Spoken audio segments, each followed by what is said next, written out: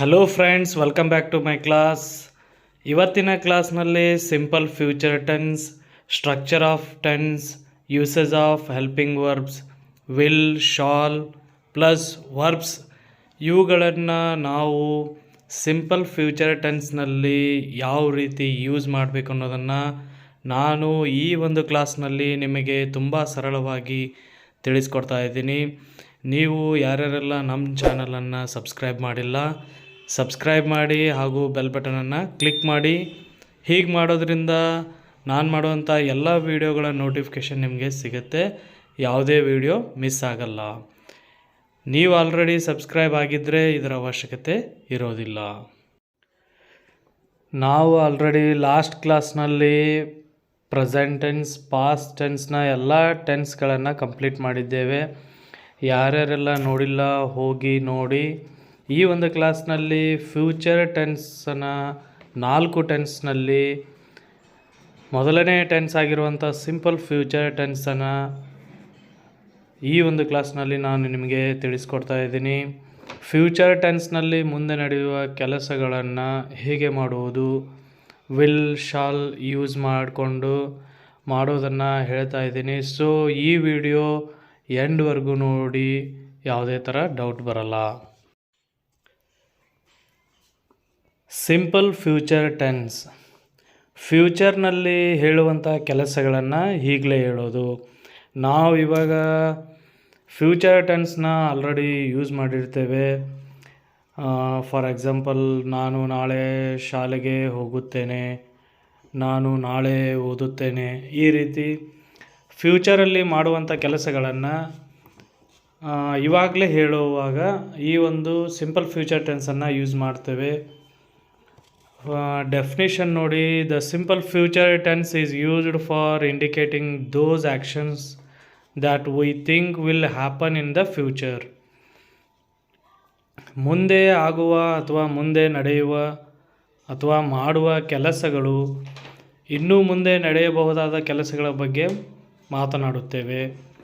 ಮುಂದೆ ನಡೆಯುವ ಘಟನೆ ಅಥವಾ ಕೆಲಸವನ್ನು ಈಗಲೇ ಹೇಳಲಿಕ್ಕೆ, ಸದ್ಯದ ನಿರ್ಧಾರಗಳನ್ನು ಹೇಳಲು ಈ ಒಂದು ಸಿಂಪಲ್ ಫ್ಯೂಚರ್ ಟೆನ್ಸನ್ನು ನಾವು ಯೂಸ್ ಮಾಡಬೇಕಾಗುತ್ತೆ. Simple future tense positive sentence structure ಹೇಗಿದೆ ನೋಡಿ. ಸಬ್ಜೆಕ್ಟ್, ಹೆಲ್ಪಿಂಗ್ ವರ್ಬ್, ವಿಲ್ ಮತ್ತು ಶಲ್ಲನ್ನು ಯೂಸ್ ಮಾಡ್ತೇವೆ.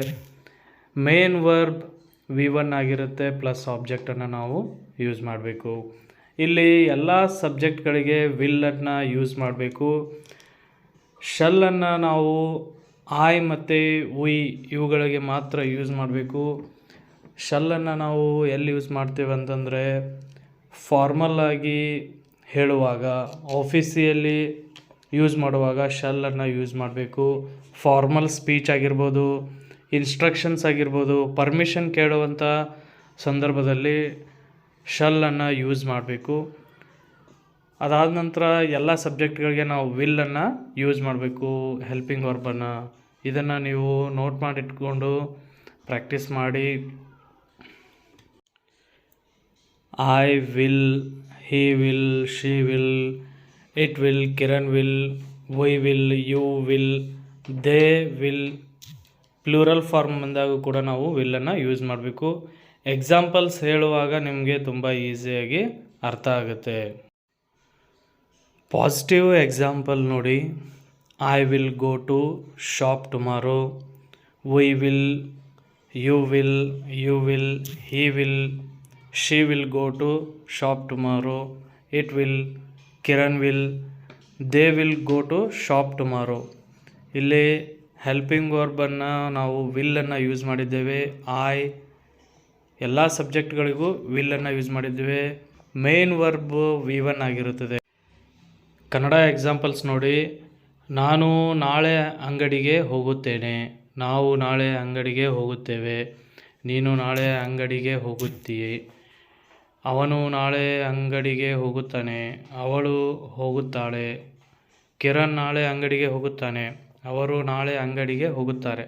ಇಲ್ಲಿ ಭವಿಷ್ಯತ್ತಿನಲ್ಲಿ ಮಾಡುವಂಥ ಕೆಲಸವನ್ನು ನಾವು ಇವಾಗಲೇ ಹೇಳುವಂಥ ಸಂದರ್ಭದಲ್ಲಿ ಸಿಂಪಲ್ ಫ್ಯೂಚರ್ ಟೆನ್ಸ್ನ ಇದೇ ಥರ ಬರಿಬೇಕಾಗುತ್ತೆ. ನಾವು ಇದೇ ಥರ ನಾವು ಸೆಂಟೆನ್ಸ್ ಸ್ಟ್ರಕ್ಚರನ್ನು ಮಾಡಬೇಕಾಗುತ್ತೆ. ನೆಗೆಟಿವ್ ಎಕ್ಸಾಂಪಲ್ಸ್ ಹೇಗಿರುತ್ತೆ ನೋಡಿ. I will not go to shop tomorrow. ಇಲ್ಲಿ ಸಬ್ಜೆಕ್ಟ್ ಆದಮೇಲೆ ವಿಲ್ಲನ್ನು ಸೇರಿಸಿ ಅದಾದ ನಂತರ ನಾಟನ್ನು ಸೇರಿಸ್ಬೇಕು. ಆಮೇಲೆ ಮೇನ್ ವರ್ಬ್ V1 ಆಗಿರುತ್ತೆ. We will not, you will not, you will not, he will not, she will not, it will not, Kiran will not, they will not go to shop tomorrow. ನಾನು ನಾಳೆ ಅಂಗಡಿಗೆ ಹೋಗುವುದಿಲ್ಲ. ಅವನು ನಾಳೆ ಅಂಗಡಿಗೆ ಹೋಗುವುದಿಲ್ಲ. ಕಿರಣ್ ನಾಳೆ ಅಂಗಡಿಗೆ ಹೋಗುವುದಿಲ್ಲ. ಅವರು ನಾಳೆ ಅಂಗಡಿಗೆ ಹೋಗುವುದಿಲ್ಲ. ನಾವು ಆ ಕೆಲಸವನ್ನು ಮಾಡುವುದಿಲ್ಲ ಅನ್ನುವಾಗ ಇಲ್ಲೇ ವಿಲ್ ಜೊತೆಗೆ ನಾಟನ್ನು ಸೇರಿಸಿ ನೆಗೆಟಿವ್ ಸೆಂಟೆನ್ಸನ್ನು ಮಾಡಬೇಕಾಗುತ್ತೆ. ಈ ಒಂದು ಎಲ್ಲ ಎಕ್ಸಾಂಪಲ್ಸ್ಗಳನ್ನು ನೋಟ್ ಮಾಡಿಕೊಂಡು ಪ್ರಾಕ್ಟೀಸ್ ಮಾಡ್ಕೊಳ್ಳಿ. ನಾವು ಎಸ್ ಆರ್ ನೋ ಕ್ವಶನ್ಸನ್ನು ಕೇಳುವಾಗ ಯಾವ ರೀತಿ ವಾಕ್ಯಗಳನ್ನು ಹೇಳಬೇಕಾಗುತ್ತೆ. Interrogative sentence.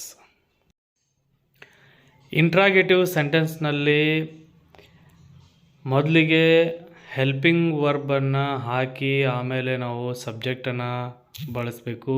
ಅದಾದ ನಂತರ ಮೇನ್ ವರ್ಬನ್ನು V1 ಆಗಿ ನಾವು ಬಳಸಬೇಕಾಗತ್ತೆ. Will I go to shop tomorrow, will we, will you, will he, will she, will it, will Kiran, will they go to shop tomorrow. ನಾನು ನಾಳೆ ಅಂಗಡಿಗೆ ಹೋಗುತ್ತೇನೆಯೇ. ಎಸ್ ಆರ್ ನೋ ಕ್ವಶನ್ಸನ್ನು ಕೇಳುವಾಗ ನಾನು ಆ ಒಂದು ಕೆಲಸವನ್ನು ಮಾಡ್ತೇನೋ ಇಲ್ಲೋ ಅನ್ನುವಾಗ ಈ ವಾಕ್ಯ ಏನಪ್ಪ ಅಂದರೆ ಇದೇ ಥರ ನಾವು ವಾಕ್ಯಗಳನ್ನು ಮಾಡಬೇಕಾಗತ್ತೆ. ನಾವು ನಾಳೆ ಅಂಗಡಿಗೆ ಹೋಗುತ್ತೇವೆಯೇ, ಅವನು ಹೋಗುತ್ತಾನೆಯೇ, ಅವಳು ಹೋಗುತ್ತಾಳೆಯೇ, ಕಿರಣ್ ಹೋಗುತ್ತಾನ, ಅವರು ನಾಳೆ ಅಂಗಡಿಗೆ ಹೋಗುತ್ತಾರೆಯೇ. ಈ ರೀತಿ ನಾವು ಇಂಟ್ರಾಗೇಟಿವ್ ಸೆಂಟೆನ್ಸ್ನ ವಾಕ್ಯ ರಚನೆ ಇದೇ ಥರ ಮಾಡಬೇಕು. ವಾಕ್ಯದ ಕೊನೆಯಲ್ಲಿ ಪ್ರಶ್ನಾರ್ಥಕ ಚಿಹ್ನೆಯನ್ನು ಹಾಕಬೇಕಾಗುತ್ತೆ. ನೆಗೆಟಿವ್ ಎಸ್ ಆರ್ ನೋ ಕ್ವಶನ್ಸನ್ನು ಯಾವ ರೀತಿ ಮಾಡೋದು. Negative interrogative sentence. ಇಲ್ಲಿ ವಾಕ್ಯದ ಮೊದಲು ಹೆಲ್ಪಿಂಗ್ ವರ್ಬನ್ನು ಹಾಕಿ ಜೊತೆಗೆ ನಾಟನ್ನು ಸೇರಿಸಬೇಕಾಗುತ್ತೆ. ಇಲ್ಲಿ ನಾವು ಶಾರ್ಟ್ ಫಾರ್ಮನ್ನು ಯೂಸ್ ಮಾಡಿದ್ದೇವೆ. Won't I go to shop tomorrow, won't we, won't you, won't he, won't she, won't it, won't Kiran, won't they go to shop tomorrow. ನಾನು ನಾಳೆ ಅಂಗಡಿಗೆ ಹೋಗುವುದಿಲ್ಲವೇ, ನಾವು ನಾಳೆ ಅಂಗಡಿಗೆ ಹೋಗುವುದಿಲ್ಲವೇ, ಅವನು ನಾಳೆ ಅಂಗಡಿಗೆ ಹೋಗುವುದಿಲ್ಲವೇ, ಅವಳು ನಾಳೆ ಅಂಗಡಿಗೆ ಹೋಗುವುದಿಲ್ಲವೇ, ಕಿರಣ್ ನಾಳೆ ಅಂಗಡಿಗೆ ಹೋಗುವುದಿಲ್ಲವೇ. ಈ ರೀತಿ ನೆಗೆಟಿವ್ ಎಸ್ ಆರ್ ನೋ ಕ್ವಶನ್ಸನ್ನು ಕೇಳುವಾಗ ವಾಕ್ಯದ ರಚನೆಯನ್ನು ಇದೇ ಥರ ನಾವು ಮಾಡಬೇಕಾಗತ್ತೆ. ವಾಕ್ಯದ ಕೊನೆಯಲ್ಲಿ ಪ್ರಶ್ನಾರ್ಥಕ ಚಿಹ್ನೆಯನ್ನು ಬಳಸಬೇಕು. ಇನ್ನೂ ಒಂದಿಷ್ಟು ಎಕ್ಸಾಂಪಲ್ಸನ್ನು ನೋಡೋಣ. I will speak English. ನಾನು ಇಂಗ್ಲೀಷ್ ಮಾತನಾಡುತ್ತೇನೆ. She will play cricket. ಅವಳು ಕ್ರಿಕೆಟ್ ಆಡುತ್ತಾಳೆ. He will not come tomorrow. ಅವನು ನಾಳೆ ಬರುವುದಿಲ್ಲ. I will call you. ನಾನು ನಿನಗೆ ಕರೆ ಮಾಡುವೆ. It will rain tomorrow. ನಾಳೆ ಮಳೆ ಬರುತ್ತೆ. They will come to see me. ಅವರು ನನ್ನನ್ನು ನೋಡಲು ಬರುತ್ತಾರೆ. I will go to market. ನಾನು ಮಾರ್ಕೆಟ್ಗೆ ಹೋಗುತ್ತೇನೆ. He will buy a new car. ಅವನು ಹೊಸ ಕಾರನ್ನು ಖರೀದಿಸುತ್ತಾನೆ. ಇಲ್ಲಿ ಮಾಡುತ್ತೇನೆ, ನೋಡುತ್ತೇನೆ ಈ ಒಂದು ವಾಕ್ಯವನ್ನು ನಾವು ಸಿಂಪಲ್ ಪ್ರೆಸೆಂಟ್ ಟೆನ್ಸ್ನಲ್ಲಿ ನೋಡಿದ್ದೇವೆ. ಆದರೆ ನಾವು ವಾಕ್ಯದಲ್ಲಿ ಹೆಲ್ಪಿಂಗ್ ವರ್ಬನ್ನು ನಾವು ಗಮನದಲ್ಲಿಟ್ಕೊಂಡು ಯಾವ ಒಂದು ಟೆನ್ಸ್ ಅನ್ನೋದನ್ನು ನಾವು ಫೈಂಡ್ ಔಟ್ ಮಾಡಬೇಕಾಗುತ್ತೆ. ಇಲ್ಲಿ ವಿಲ್ ಅನ್ನೋ ಹೆಲ್ಪಿಂಗ್ ವರ್ಬನ್ನು ನೋಡಿದ ಮೇಲೆ ನಾವು ಇದು ಸಿಂಪಲ್ ಫ್ಯೂಚರ್ ಟೆನ್ಸ್ ಎಂದು ನೀವು ಅರ್ಥ ಮಾಡ್ಕೋಬೇಕಾಗುತ್ತೆ. ಶಲ್ ಎಕ್ಸಾಂಪಲ್ಸ್ಗಳನ್ನು ನಾನು ಸಪ್ರೇಟಾಗಿ ನಿಮಗೆ ತಿಳಿಸ್ಕೊಡ್ತಾ ಇದ್ದೀನಿ. Shall I cook today. ಇಲ್ಲಿ ನಾವು ಆಫರನ್ನು ಕೇಳುವಾಗ ಪರ್ಮಿಷನನ್ನು ಕೇಳುವಾಗ, ಇನ್ಸ್ಟ್ರಕ್ಷನ್ಸನ್ನು ಹೇಳುವಾಗ ನಾವು ಶಾಲನ್ನು ಯೂಸ್ ಮಾಡಬೇಕಾಗುತ್ತೆ. Shall I cook today? ನಾನು ಇಂದು ಅಡುಗೆಯನ್ನು ಮಾಡಲೇ? Shall we go out for a walk? ನಾವು ಹೊರಗಡೆ ವಾಕ್ ಹೋಗೋಣವೇ? Shall I carry your bag? Shall I drop you home? Shall I get you a wallet? Shall not we go out? Shall I close the door? Shall I bring a cup of coffee? ಈ ರೀತಿ ನಾವು ಶಲ್ಲನ್ನು use ಮಾಡಿಕೊಂಡು ವಾಕ್ಯಗಳನ್ನು ಹೇಳಬೇಕಾಗುತ್ತೆ. ಪರ್ಮಿಷನನ್ನು ಕೇಳುವಾಗ, instructions ಹೇಳುವಾಗ.